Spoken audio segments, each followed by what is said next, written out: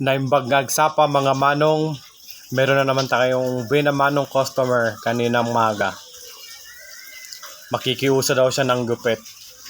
Gusto niya daw ng taper fade para gwapo daw siyang tingnan. Ayan, umpisa na natin ang kanyang taper fade para gumapo agad siya. Ito ang totoong gwapo.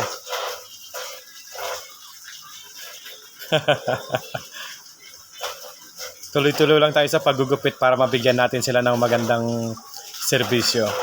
Pagka lumabas sa pintuan ng customer na nakangiti, masaya na rin kaming barbero niyan. Yan. Inumpisa na nga natin ang kanyang gupit para gumapo na daw siya.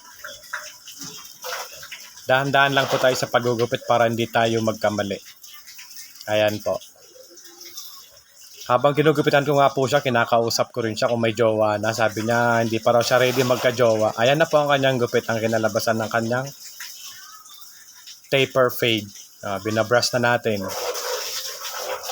Papakita ko sa inyo kung anong itsura ng kinalabasan ng kanyang gupit.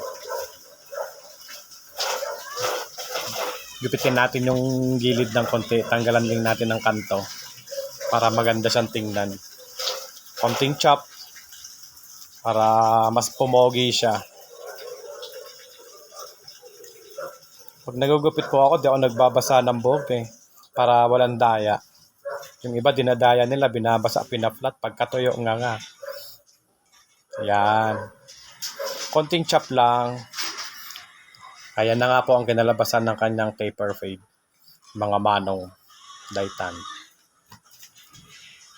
Okay. Meron na naman tayong naservisyohan sa gupit. Pogi na naman siya. Ayan.